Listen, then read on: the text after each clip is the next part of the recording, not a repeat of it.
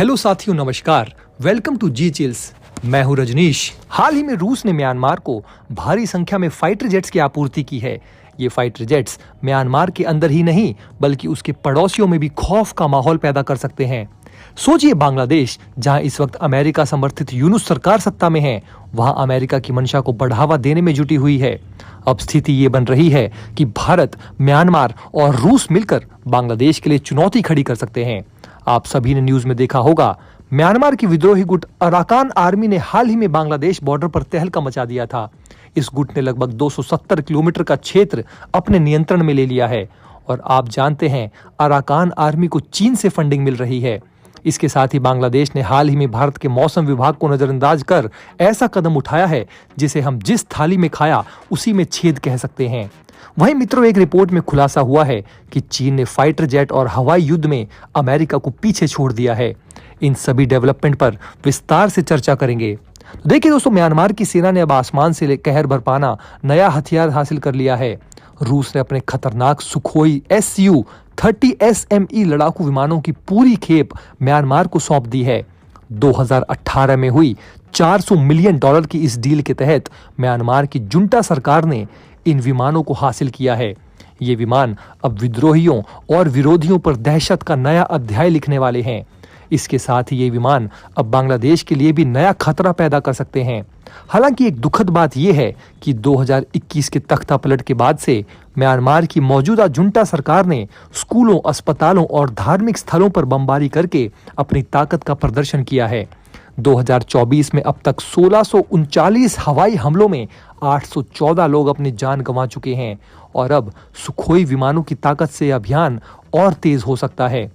Next update में भारतीय मौसम विज्ञान विभाग IMD अपनी 150वीं सालगिरह पर अखंड भारत कार्यक्रम आयोजित कर रहा है। सोचिए मित्रों, इस ऐतिहासिक आयोजन में पाकिस्तान जैसे विरोधी देश भी शामिल हो रहे हैं, लेकिन बांग्लादेश ने इस कार्यक्रम में शामिल होने से मना कर दिया है। जबकि पाकिस्तान, जो अखंड भारत के विचार को कभी स्वीकार नहीं करता था, अब इस कार्यक्रम में भाग लेने को तैयार है। अब सवाल ये उठता है कि भारत ने पाकिस्तान जैसे देशों को क्यों बुलाया। देखिए, ये केवल IMD की सालगिरह का जश्न नहीं है, बल्कि ये हमारी साझा विरासत, हमारी ताकत और हमारी क्षेत्रीय नेतृत्व का प्रदर्शन है। आपका सवाल ये होगा कि आखिर बांग्लादेश कार्यक्रम में क्यों शामिल नहीं हो रहा है।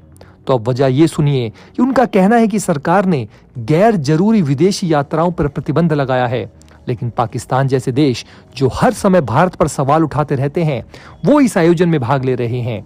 तो सवाल ये उठता है कि क्या ये सिर्फ एक बहाना है या बांग्लादेश की नई सरकार का बदला हुआ रुख।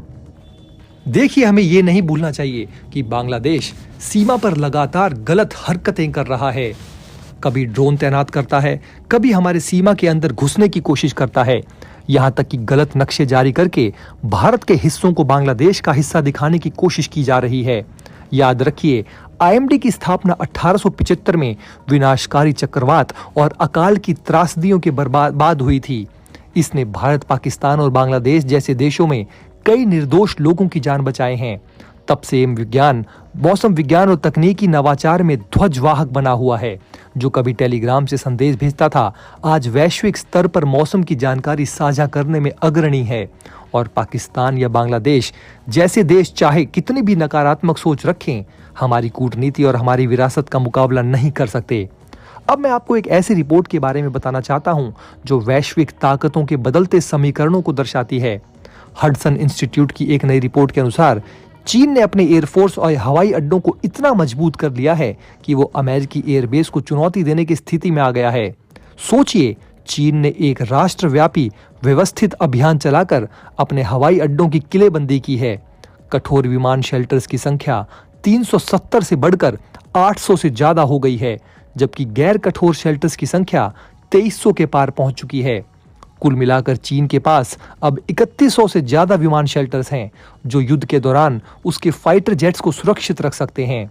चीन का ये विस्तार सिर्फ एक देश के लिए नहीं है, ये कदम ताइवान और पूरे एशिया पैसिफिक क्षेत्र में अपनी सैन्य ताकत बढ़ाने के उद्देश्य से उठाया गया है। ये भारत के लिए भी बड़ा खतरा है। रिपोर्ट में यहां तक दावा किया गया है कि चीन जापान के होन्शु में स्थित अमेरिकी एयरबेस को सिर्फ 10 मिसाइल हमलों से बेअसर कर सकता है। जियोपॉलिटिक्स में भारत, रूस, अमेरिका और बांग्लादेश से जुड़े कई नई अपडेट सामने आ रहे हैं, जिस पर हम आगे भी आपको वीडियो लाते रहेंगे। तो चलिए फिर मिलते हैं एक और नई अपडेट के साथ। तब तक आप हमारे प्लेलिस्ट को देख सकते हैं, जिसका लिंक नीचे कमेंट बॉक्स में दिया गया है। इसके साथ ही वीडियो को लाइक करके चैनल को सब्सक्राइब कर लें।